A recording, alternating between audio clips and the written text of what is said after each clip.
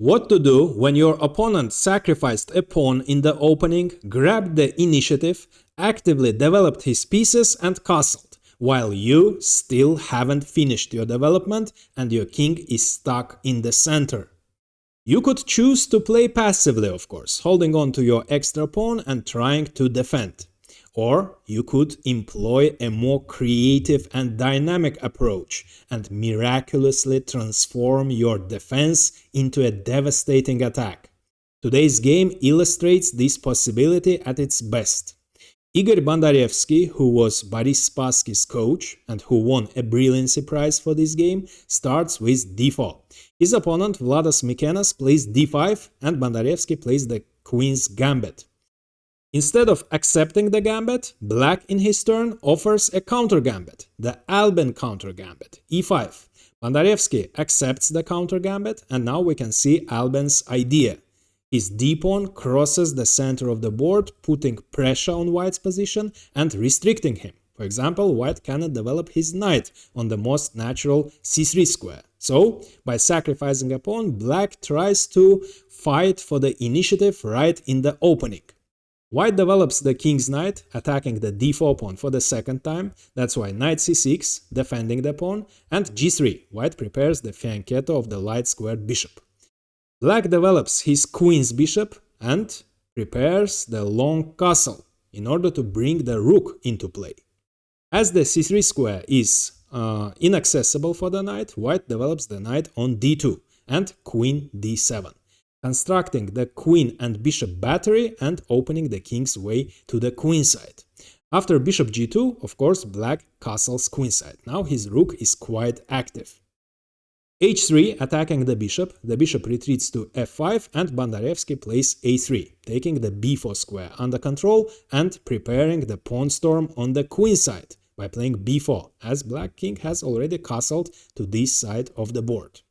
Now, as you see, both sides have advanced central pawns which restrict the opponent. Black has the d4 pawn, while white has the e5 pawn, which also restricts black. For example, black cannot develop his knight on the active f6 square. For this reason, black plays f6, attacking the e5 pawn for the second time, threatening to capture it and forcing his opponent to capture on f6. After which black, of course, develops the knight on a good square and white's strong pawn disappears from the center, while black has still retained his important pawn. Bondarevsky begins the pawn storm by playing b4, and black plays rook e8, occupying the half-open file and increasing the pressure on white's position. And we have reached the critical position. So white, of course, is up a pawn, but black has a very good compensation for a pawn. Black has a lead in development. Black minor pieces are much more actively developed than the white minor pieces, which are cramped.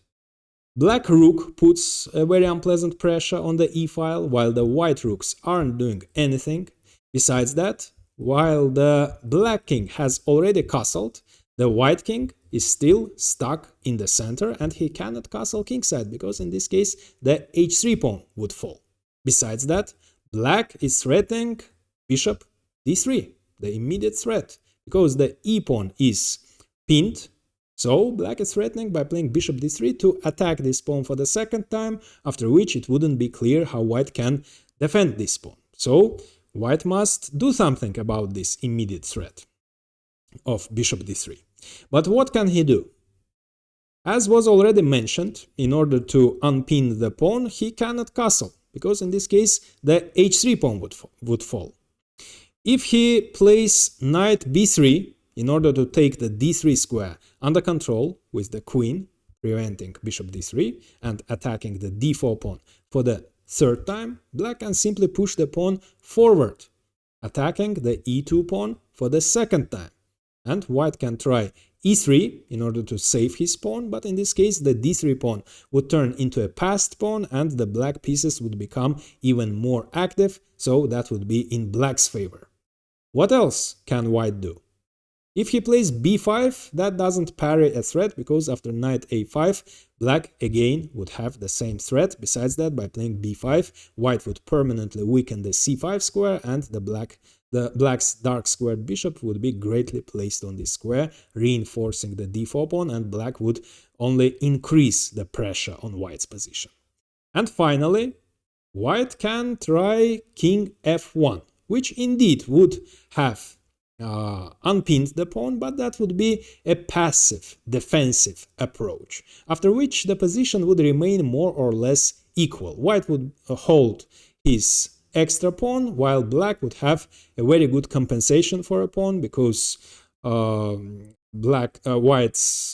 it isn't clear how white is going to develop his king side, how is he going to bring the rook into play. So all this will take a lot of time. The pawn is very strong, the pawn will keep restricting white's position, so black would have a very good compensation for a pawn.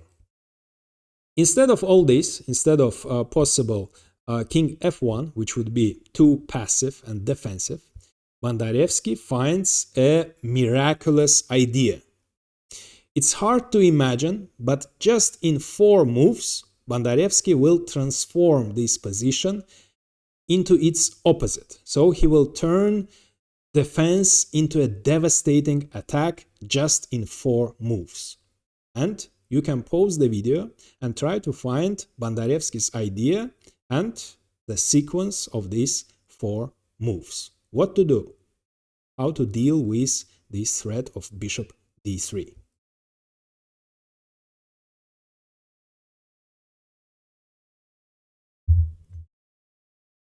So instead of holding on his extra pawn, Bondarevsky returns the pawn and sacrifices the exchange in order to initiate a very strong attack on the black king. So he just continues his development. He plays bishop b2 first. This is the first move of the sequence, targeting black's most important pawn and letting black execute his threat. So black plays bishop d3, threatening to capture on e2. But now that the black bishop has left the f5 square and black doesn't have the battery anymore, that means h3 isn't under attack, white can castle. This is the second move of the sequence. So by castling, white ensures the king's safety and brings the rook into play. But white lets his opponent capture on e2, so Bondarevsky returns the pawn. Besides that, the bishop is forking it's a double attack, so both the queen and the rook are under attack. So Bondarevsky sacrifices the exchange. However, now we can see the idea. The third move, the queen joins the attack of the queen side. So the queen is targeting the a7 pawn. Black, of course, captures on f1. And the last move of the sequence is rook takes f1, after which we can look at the result.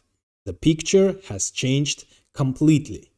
Now it's black who has the material advantage, he has the exchange. However, it's white who has the initiative, who has the attack, and who has the immediate threat.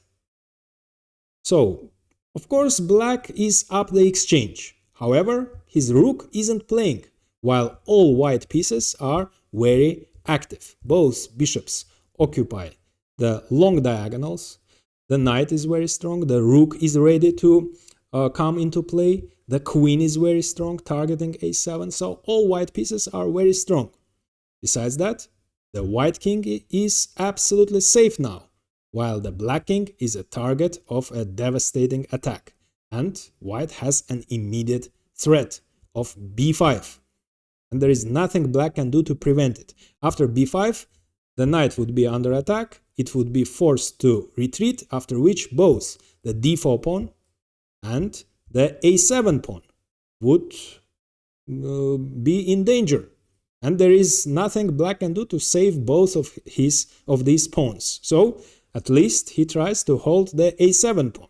So he plays king b8, defending the pawn. But of course, b5 follows. Now that the white queen is on a4, the knight cannot move to a5, so it retreats to a passive square d8 in order to defend both of these squares, b7 and c6, because both of them will fall under attack of the great light squared bishop, because white captures on d4, activating both the knight and the bishop. After white played b5, of course, he weakened the c5 square, so black plays bishop c5, attacking the knight for the second time, threatening to capture and bringing the bishop into the defense of the queen side. But knight b3, defending the knight and attacking the bishop. Black cannot retain the bishop, because if it retreats to b6, after c5, the bishop would get trapped. So, after knight b3, black must give up this valuable bishop. Bishop takes d4. And after bishop takes d4, again white creates an immediate threat.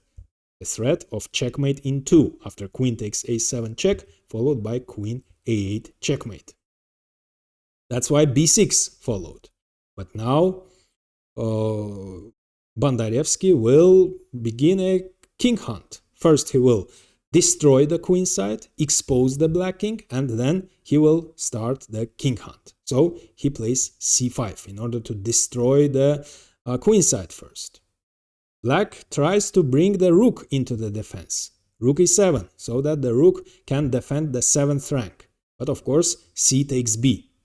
Black cannot capture with the a pawn, of course, because that would open the a file and the black king would get checkmated in 1. So black must capture with the c pawn. But now the c file opens for the white rook.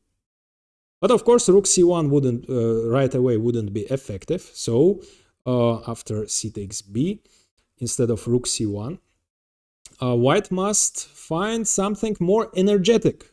Otherwise, black will develop his passive rook and will try to consolidate. And that's exactly what Bondarevsky does. He plays energetically. Another sacrifice follows. After sacrificing the exchange, Bondarevsky sacrifices the bishop. Bishop takes b6 in order to completely expose the black king. Black must accept the sacrifice by capturing, otherwise the knight would invade c5 with a tempo, followed by knight a6 check, and the knight together with the bishop and the rook, of course, that would lead to checkmate. So black must capture the bishop.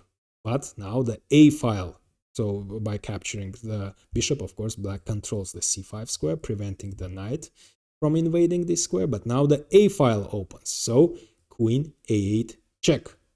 White starts the king hunt. After king c7, queen a7 check follows. Now the king has only two squares, either c8 or d6. If the king moves to c8, then of course rook c1 check would be deadly. The black king wouldn't have any squares to move. So the king moves to d6 instead. But now rook d1 check follows. After king e5, black is losing the queen, but he has two rooks for the queen, so black continues the resistance. The b6 pawn is under attack, so black captures the rook with the knight, defending the b6 pawn. Queen c7 check, king e6, knight d4 check, king f7 and knight f5, attacking the rook. And after the rook retreats, of course, the knight would be unguarded and the white queen would capture it. So black must retreat the rook with a tempo. So the only move is rook e1 check. And after king h2, rook d1, defending the knight. But now a beautiful move follows. Queen c2, attacking the rook, and it turns out that the rook doesn't have any squares to move on the d file. Because the d6 and d4 are controlled by the knight, d5 is controlled by the bishop, and of course d3, d2 and d1 by the queen. So the only squares for the black rook are e1 and a1. But if the rook moves to e1, then queen d2 would follow with the double attack, and black is losing material. And if the rook moves to a1 instead of e1, then again queen c3 with the double attack, attacking the rook, and g7, and after g7 falls, of course, the rook, the knight, everything will be under attack. So, after queen c2, in this hopeless position, black resigned. And now I recommend watching a game where Rashid Nijmetdinov miraculously transformed the position with a brilliant queen sacrifice. But first, like this video and subscribe, as it's really helpful for the channel growth.